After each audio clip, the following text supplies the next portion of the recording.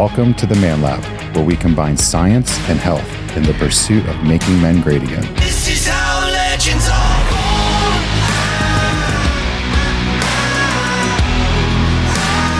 This is how legends are born. CJC1295 with Ipamorelin has become one of the most popular peptides today on the market. It has been our most popular episode to date and also has helped me personally increase my muscle mass by 8 pounds in only 14 days. Our past episode on CJC with Ipamorelin was more of a general topic. So today we're going to take a deeper dive looking at how to optimize taking it for sports performance.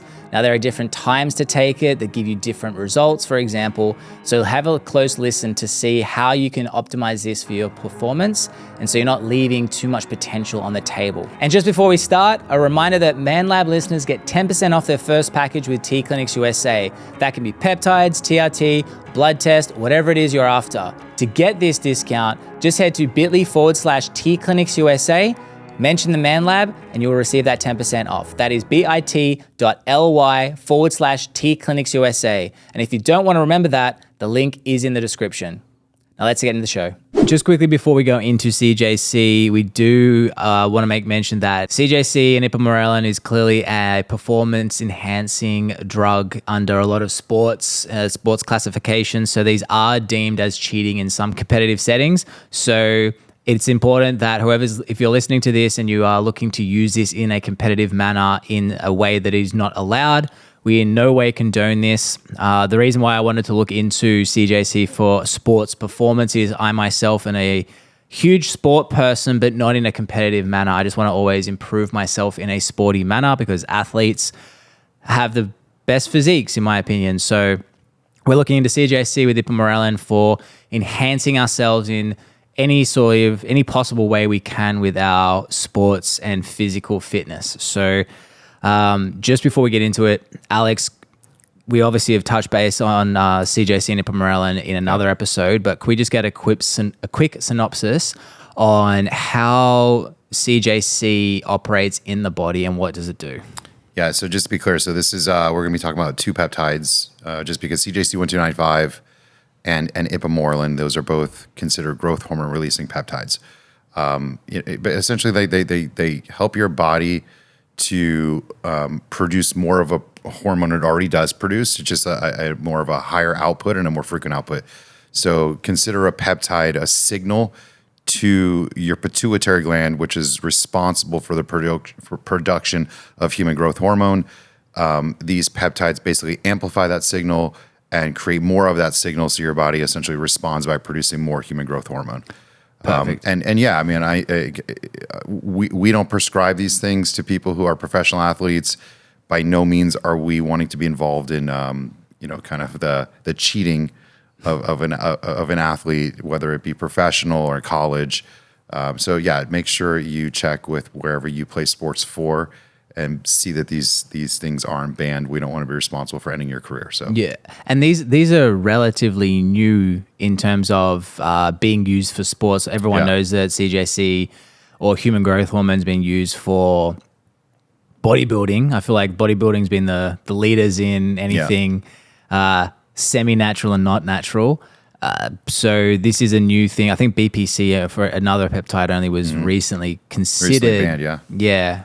Also too, I think the ability to have the science actually to test for them to whatever degree that is. Still, I don't even know whether it be for the Olympics or for the NBA or for NFL or for NCAA, what that method of testing for a peptide actually is. Whether it's just like an honor system or if there's an actual way to check you for it. And regardless, if it says don't do it, in our books, don't do it.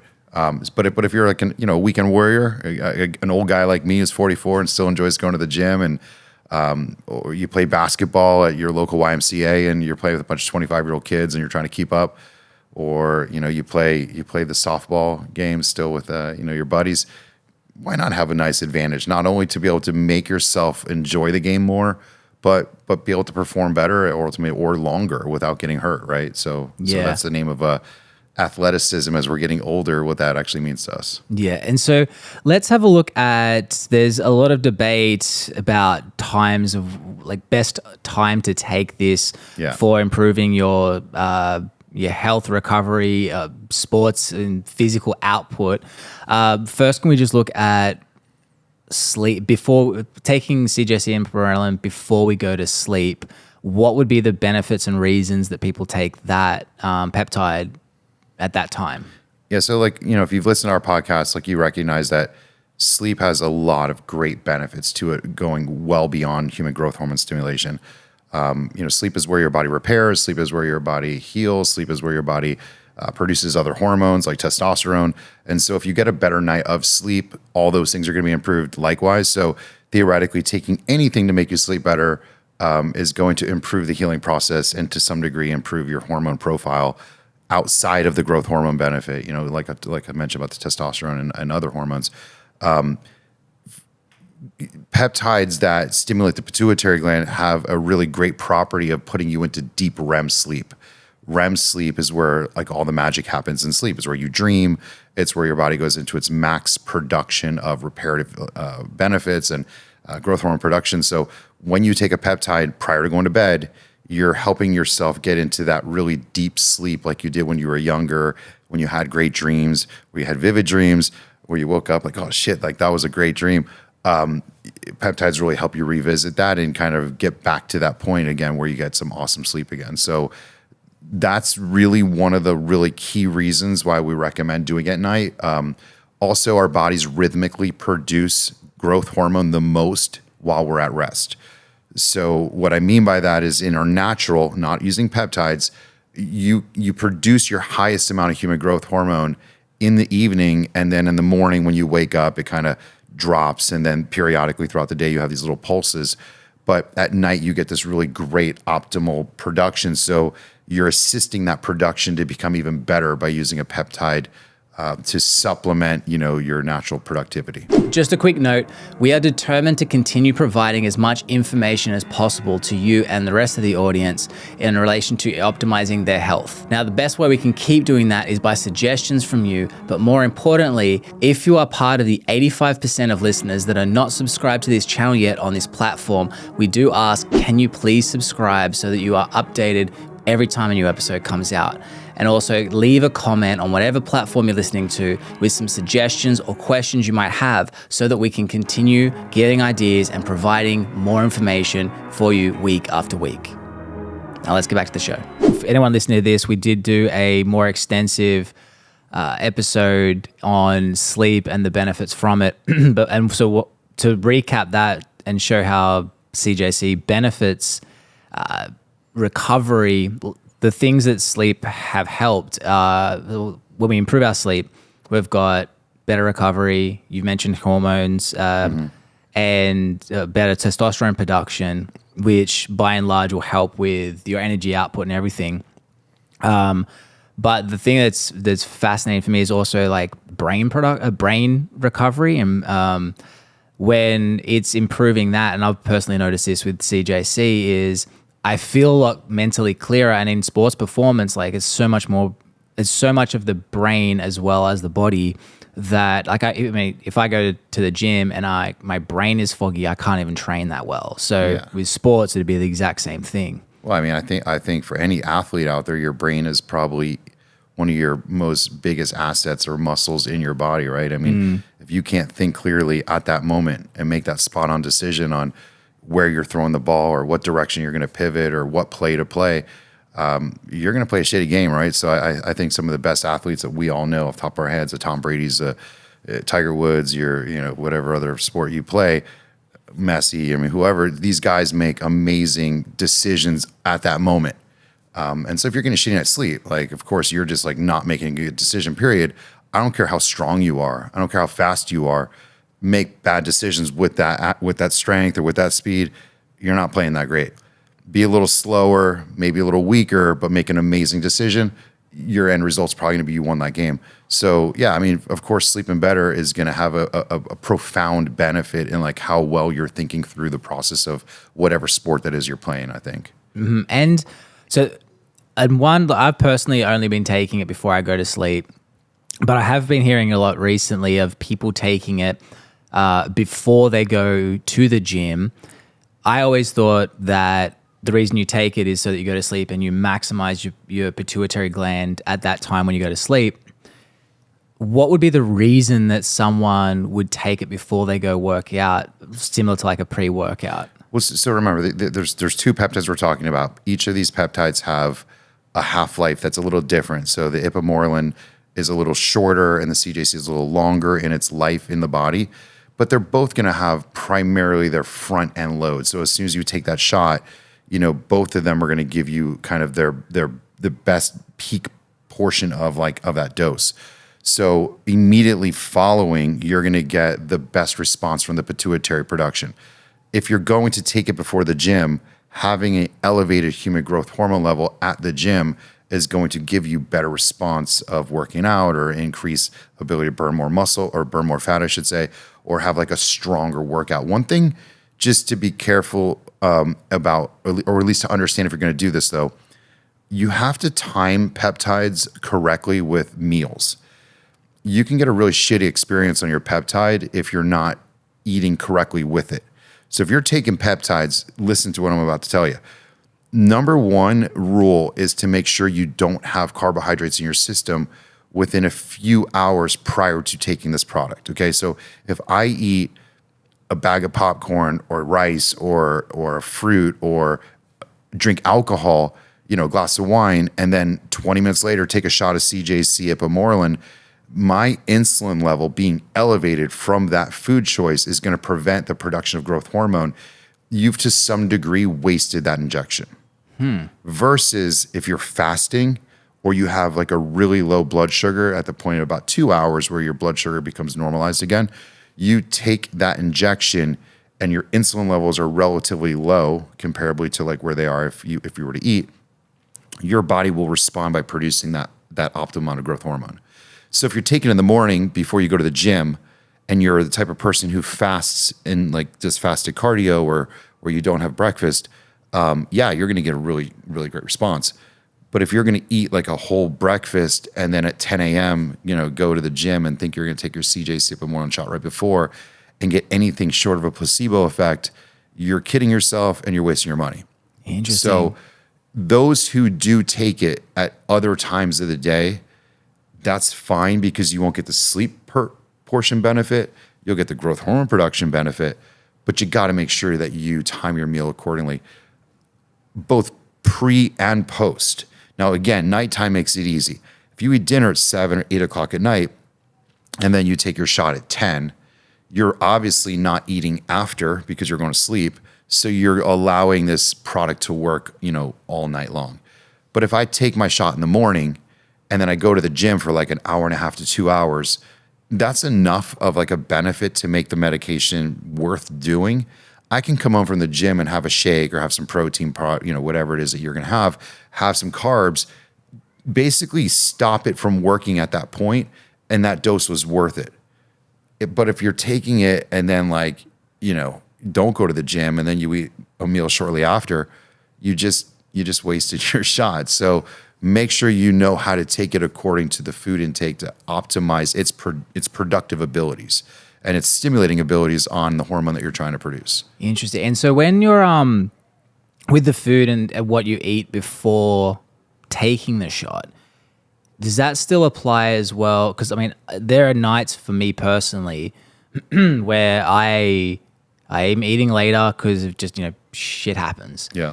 But I like to try and get myself to sleep at about 10:30 at the latest because of the benefits of that I've seen with my performance at the gym. Like if I sleep better and earlier the night before, my workout or whatever I'm trying to do physically that day is 10 times better. If I eat at 9 and then take it at 10, what happens in that situation? In that case, you're just not going to get as good of a benefit. Like there are some schools of thought that would say on those instances, just go without it and give your receptor sites a little bit of a break and have a good night's sleep because you're not really getting a growth hormone benefit. I think an hour, you're probably okay. But if those times where you're like, super hungry and you eat something that has a high glycemic value or a high sugar kind of, property value to it. And you just ate it, and now it's like 10 minutes later and it's time to take your shot, and you do this. I mean, there may be some sleep improvement benefits if you're using it as a sleep aid and a sleep aid only and not the growth hormone benefit portion. I guess it's worth doing. If it was me, I would just suggest you to probably skip that night and give that break that we do recommend at times to these peptides, just so your receptor site's a little fresh the following night and kind of learn not to do it the next night. But I'll tell you what, like if your lifestyle permits no evenings in which you don't eat before you go to bed, because I know like, you're a thinner build guy, so you can afford to eat before you go to sleep. If you're that type of person, you have to eat every night before you go to sleep, then let's just try to figure out another time of the day for you to take it. And you may be more beneficial in the morning. I know guys, I don't recommend this, but I know people who literally set an alarm and like 3 o'clock in the morning, wake up and take their shot and go back to bed. That sounds like a lot of work. Or get up to go to the bathroom and they have that shot next to their bed and like right before they go to bed. But that could be affecting then how, again, because sleep is so important to your sports performance and an output. I imagine that there might be a little bit of counterproductivity of breaking their sleep as opposed to. Yeah, I mean, you're robbing Peter to pay Paul, right? Yeah. So you're kind of sacrificing sleep quality to like take the shot in order to improve the growth hormone production that would have been improved had you slept better to begin with. Yeah, that's so my you're thought. kind of fucking yourself one way or another. Yeah. Take it for whatever you can afford to do in your own lifestyle, I guess at that point. It's always important if you're gonna follow a rule or not follow a rule, at least just to know what the rule is. Like if the rule of taking peptides is to take it on a fasted stomach and not eat immediately after, and you choose to do that, well, at least you knew what the rule was that you just broke.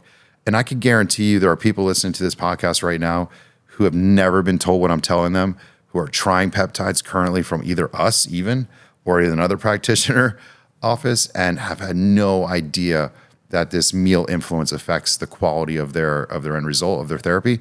And they're like, fuck, man, this whole time I've been wasting this stuff for the past 6 months. I literally had a client call maybe 2-3 months ago with this client who had like, I'm done with this stuff. I'm giving up on it. I don't feel like it's doing anything. We do a deeper dive into like what's been going on. Come to find out, doing exactly what I say. Drinking every night, glass of wine, 2 every night. Well, who the hell drinks a glass of wine 3 hours before they go to sleep? Nobody, right? Like you drink that wine essentially like a half hour up into the point you're going to bed, like everybody does, or maybe an hour. So this person happened to drink like a half hour up to it. So I'm like, you're not giving it enough time to get that sugar out of your system, which is what alcohol is. You need to give it better time. So long and short, we had them give that a break, retry it. He calls me back. It's like, all right, now I see what you're saying, man. Like I'm feeling the improvements. I'm noticing the difference. I'm actually trimming down, getting the vascularity I hope to get from this stuff.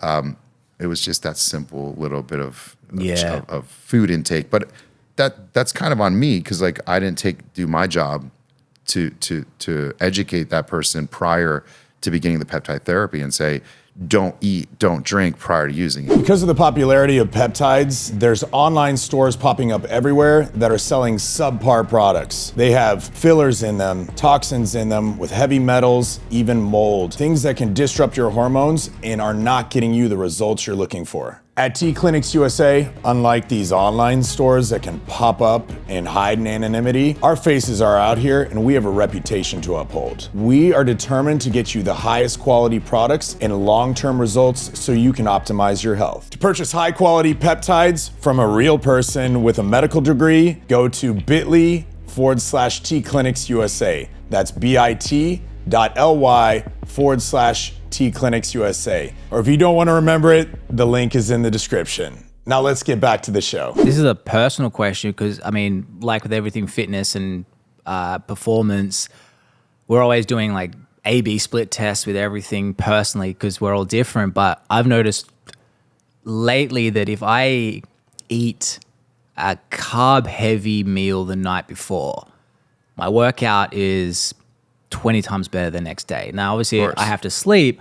So in that instance, you've mentioned that we should keep a long enough distance of eating before we take it, it's 2 hours. It's your sweet spot in a way. Cause like, I mean, I get ravenous within 2 hours. Like, I don't know what it is about nighttime, dude, but it's like I have a Ipamorelin and I don't even take that. Because I mean, carbs make us comfortable. You know, you want to eat a carb before you go to sleep. I think we're ingrained to like want to spike our blood sugar and let it crash, and that crashing of your blood sugar. It's why we want sweets and treats at night. Makes you want to be comfortable and sleep.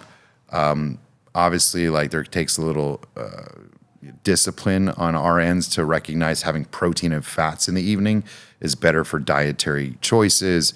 You don't fuck up your sleep pattern by having that blood sugar, spike and drop. So if you're going to do peptides, man, that's part of the game. Like, I mean, you're taking this product, which has a cost to you, it has like a therapeutic use process to it, meaning taking the shots. You're going to have to make that sacrifice and not carb load. And if you are, look, if you eat a bowl of rice at like 6 o'clock even the evening, that's still present with you at 10 o'clock a.m. the following morning. It's glycogen. It's storing in your muscle tissue for quite a long time. You're still plenty carb loaded when you get up. So don't think that I ate before I go to sleep, therefore my workout in the mornings be better. You could afford to push that 2 hours prior to taking your CJC1295 Ipamorelin shot. And if you have to eat, have a cottage cheese, have some egg whites, do some protein. I know that's not maybe as tasty sounding as a bowl of cereal, but that's the sacrifice you got to figure out how to make. Yeah. And so with working out, similar to, I mean, I know if I have a bit of caffeine 20 minutes before I go work out, it usually kicks in 10 minutes into the workout. For the maximal benefit of the CJC and Ipamorelin pre-workout, what duration do you typically find is best for those people? Yeah, you don't have to carry your shot to the gym with you, okay? Take a shot. Don't be shooting up in the bathroom. I mean, the half-life is 5-6 hours, so which means like within 6 hour window, half of the medication is kind of no longer present. I guess if I was to do that, which I don't, by the way, I'm not personally into taking my peptides in the morning. But if I was, I would do about within an hour prior to going. I do, like, full disclosure, I train first thing in the morning. I go to the gym at around 6:30 in the morning, and I do train fasted, but I take my peptides at night before I go to sleep, so I get a good night's sleep at night, and then I wake up in the morning, and I just don't take anything prior to going. I just find that makes my body work better. I personally, when I take my peptides in the morning, feel a little lethargic. It does make me feel a little sleepy during the day. So for me, it's just not worth it. Yeah, that was my concern, because I know when I take it, it's I start feeling a little bit sleepy. Yeah, I mean, you can get like a great workout in, obviously, like if you take a bunch of caffeine or something. But when that comes off, because that CJC1295 has a quite longer half-life, which is going to take you into like the mid-afternoon, evening. I don't know if it's just because I'm used to the nighttime benefit of the sleep improvement that my body's like, go to sleep. Your levels are up. So a few times I've tried it, man, I've just been feeling like shit all day, and it just wasn't worth it for me. Yeah. So the sleep is, the benefits of the sport part is the improvement of your sleep and the ability to, like, it just sounds like it's, for me personally, the benefits of CJC and Ipamorelin is that higher quality sleep, hormone regulation, resting recovery, which is so big, and finally people are starting to realize that. I don't think I'd ever take it during the day. Yeah, personally. I mean, listen, there are bro science bodybuilders who've experimented with a lot of different peptide uses. There's a lot of peptides, like peptides that there's so many on the market. We focus on these because they're like the most dependable ones, and we can get them from the pharmacy with the highest quality and know that they're going to be what they're supposed to. But you have peptides like semirelin, or there's one called hexamerelin, or frag 129. These are different peptides that are kind of on these research purpose sites, or semirelin is a legit one that we just don't use. But they all have really short half-lives. So people will take quite frequent shots of them throughout the duration of the day to get its benefit of the pulsing benefit like all day long. So they'll take it pre-workout, post-gym, middle of the day, night before they sleep. It's like a whole thing, and I don't know if maybe that reputation or that kind of use pattern gets lended over to this peptide, blend, because honestly, like the purpose of adjoining Ipamorelin to CJC1295 is to give you this almost 24-hour benefit of a one-time shot, almost like a extended release capsule pill or something that take the shot at night. You get this all like kind of night into the day benefit. You don't need to take it frequently like that. That's one of the nice things about it.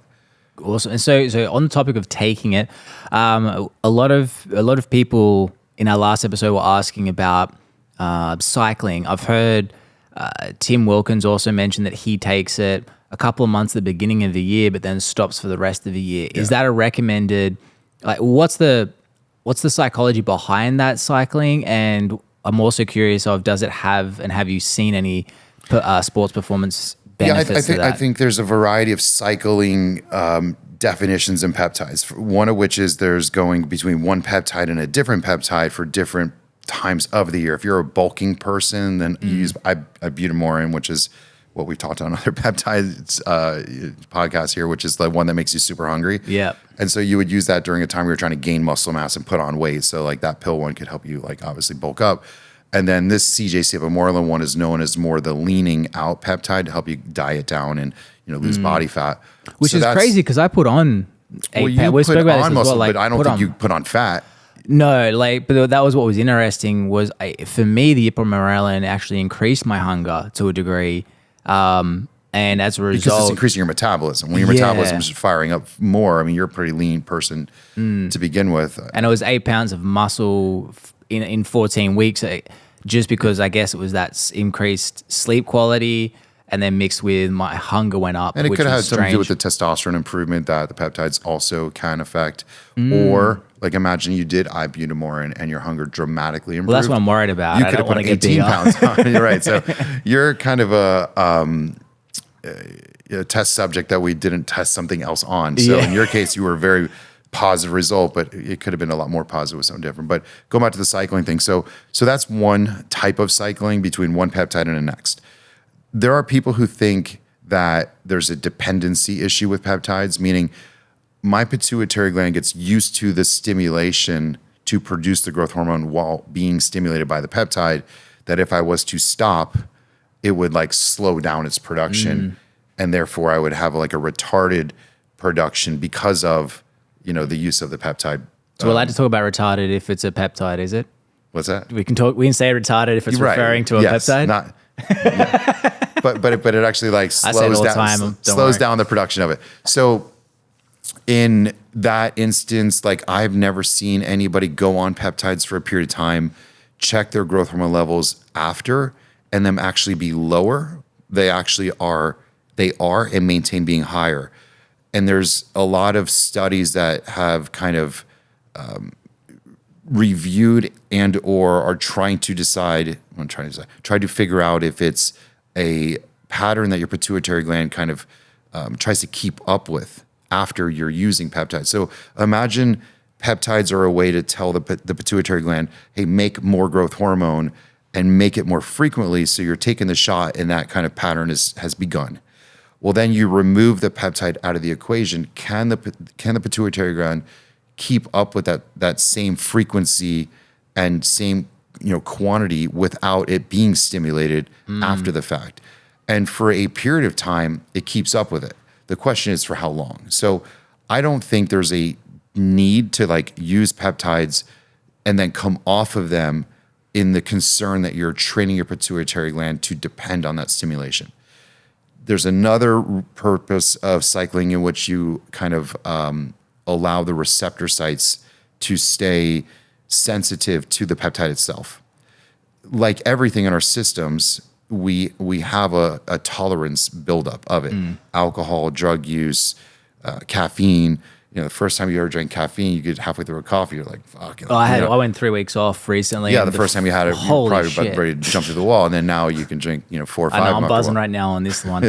So like anything else, lowering that receptor sites, sensitivity or tolerance to the peptide is to some degree smart, because then when you reintroduce it, it's more fresh, it's more effective.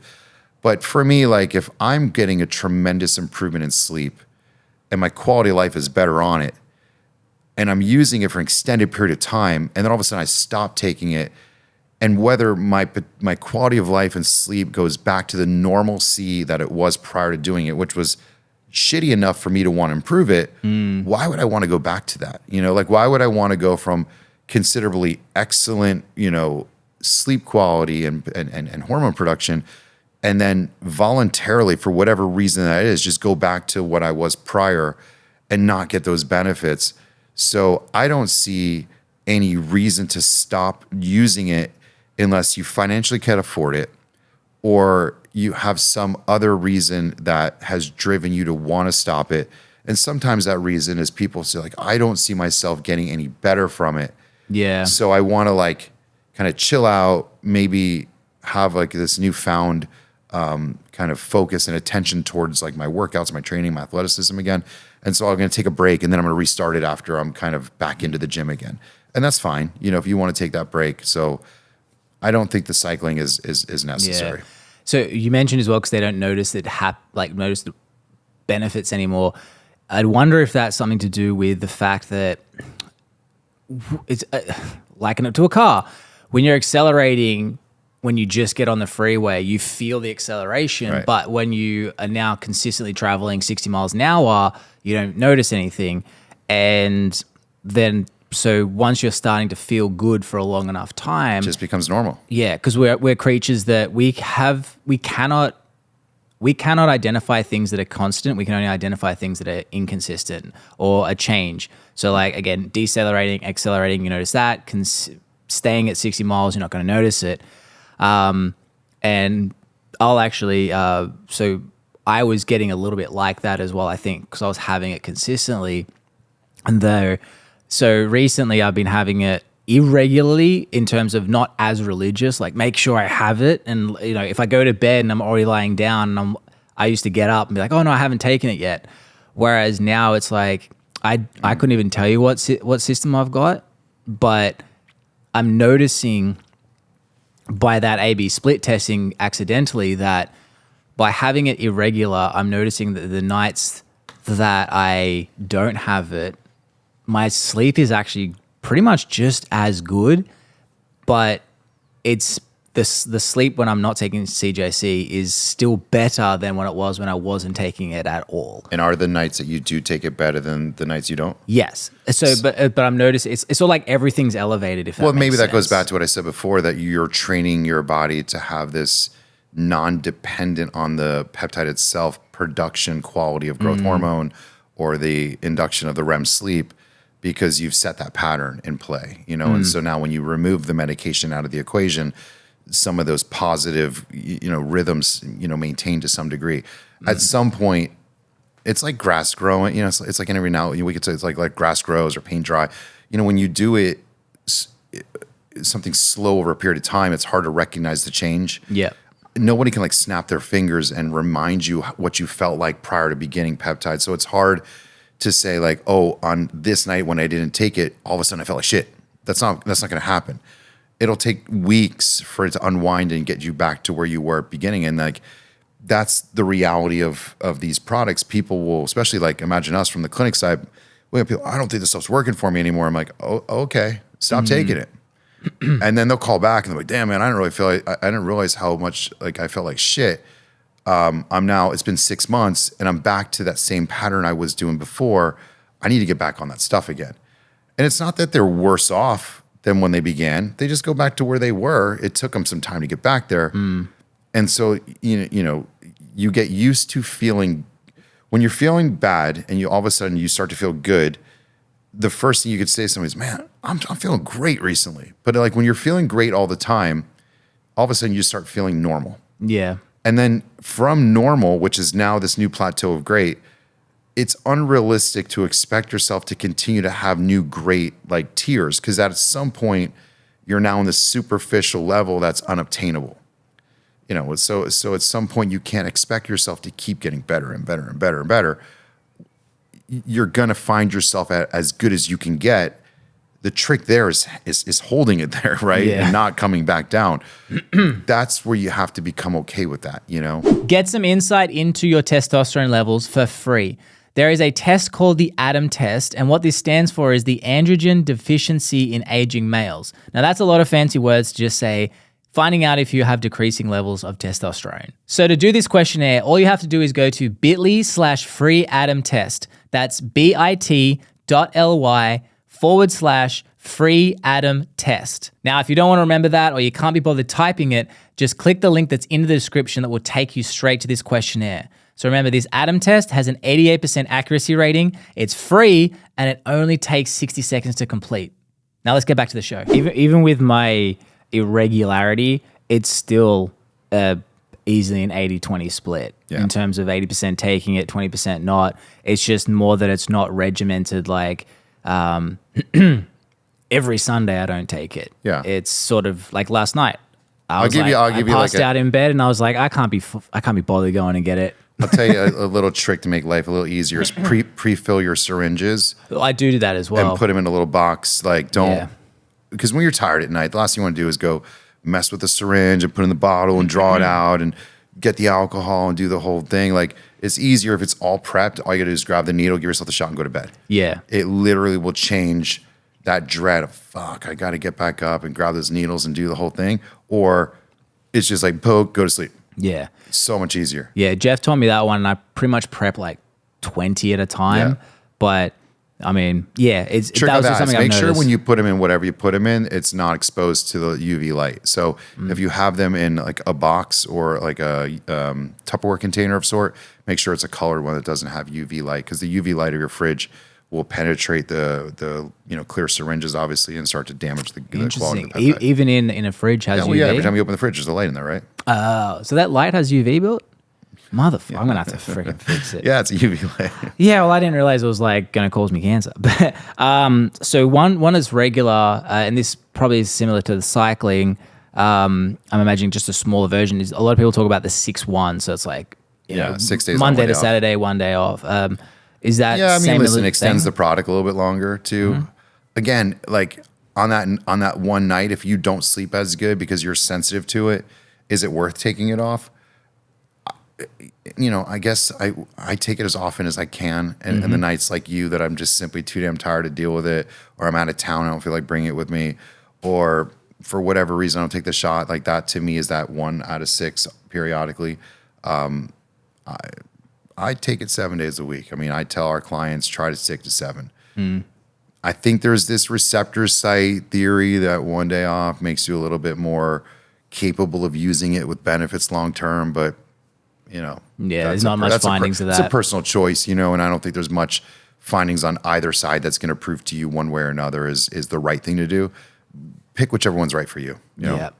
And so the last question we've got is dosage. There's a lot of different splits that go out that are spoken about with optimizing not only just the product but our performance. You guys have a pretty consistent one. What's that ratio of the split between Ipamorelin? Yeah, and that? I mean, that's kind of like a tough conversation that we have to have with some people coming from other clinics or people who have come to me with like a bad experience of peptides. So first off, like pharmacies sell this product already mixed. So when you guys hear us talk about CJC1295 and Ipamorelin, do not think that you have 2 different vials of peptides and you have to stick a syringe in one and then put it into the other and then draw it like one shot. It already comes mixed.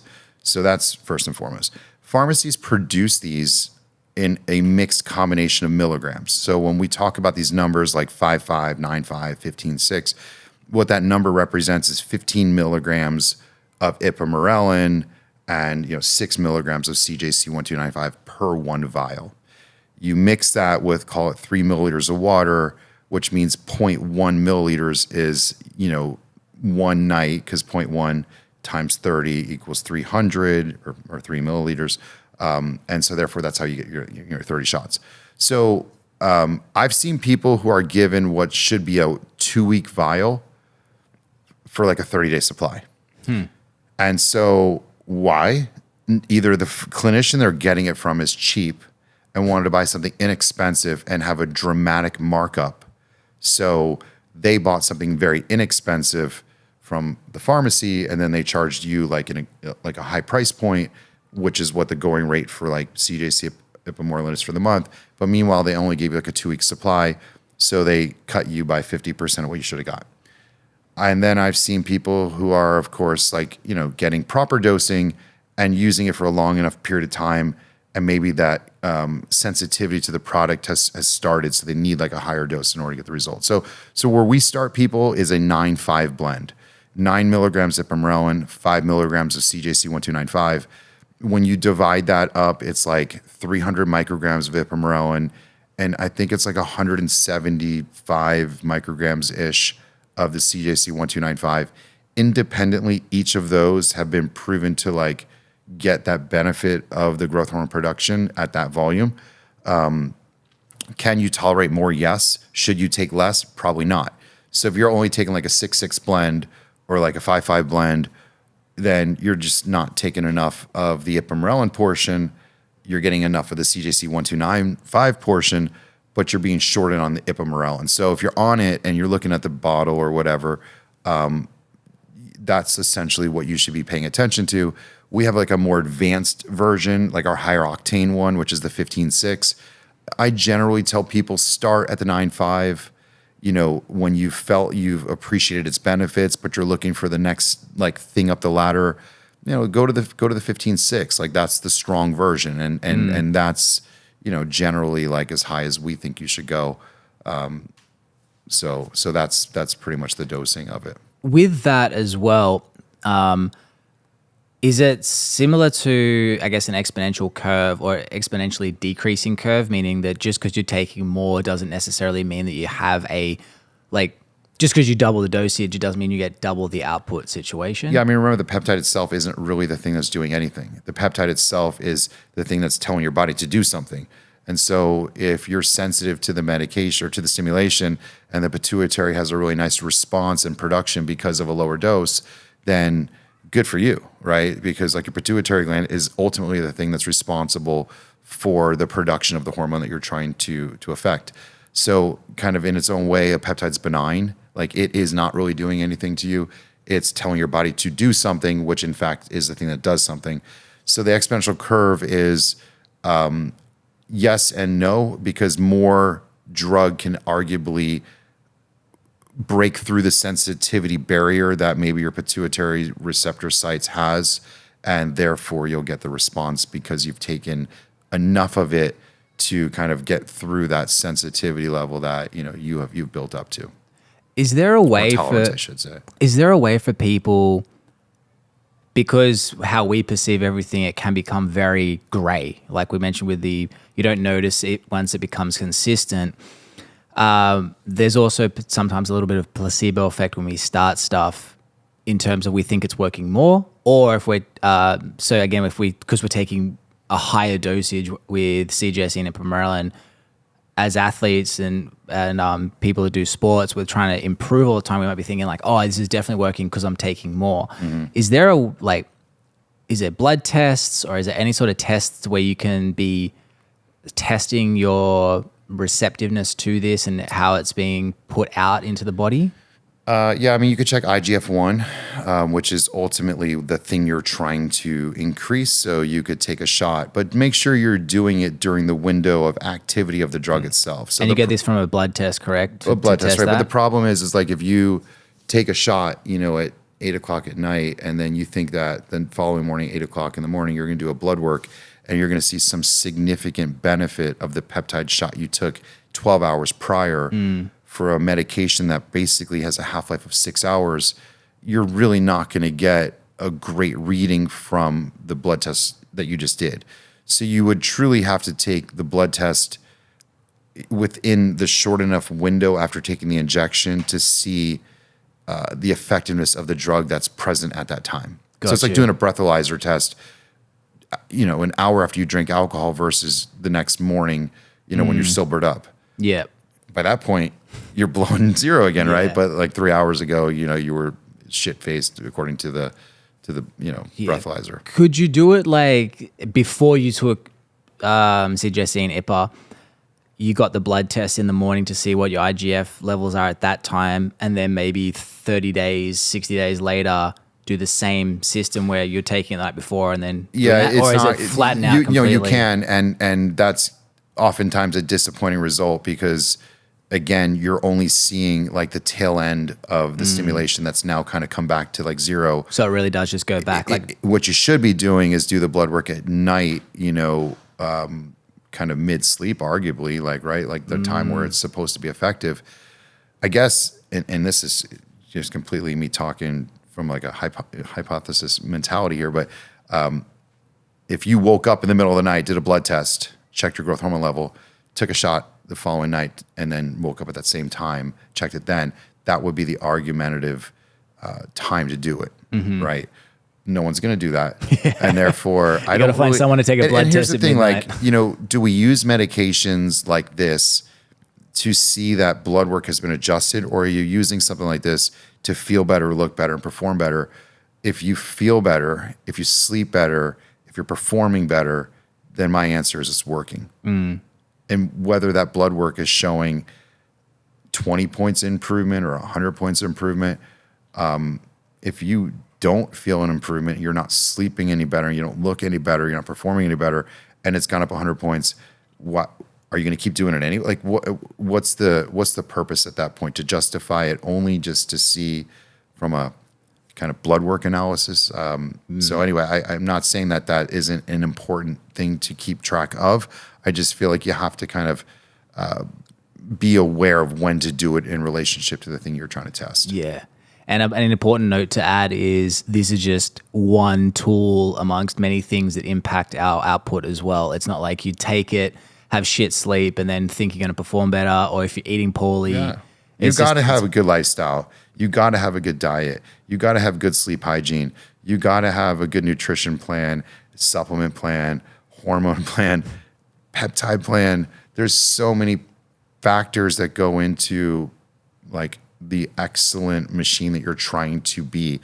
And if you think that you can treat your body like shit and fix it with a peptide, you're kidding yourself. You may improve yourself slightly, but you know, you're kind of not doing near enough if that's all you're doing. Yeah. Awesome. Sweet. I'm going to keep taking it before I go to sleep. I would too.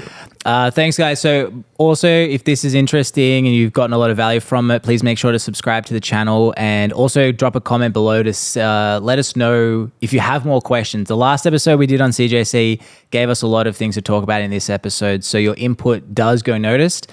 And also, if you are interested in purchasing CJC and Ipa or other peptides, T-Clinics does offer 10% off to all ManLab listeners. Go to the link in the bio, mention the ManLab, 10% off. And we'll see you next week. Peace.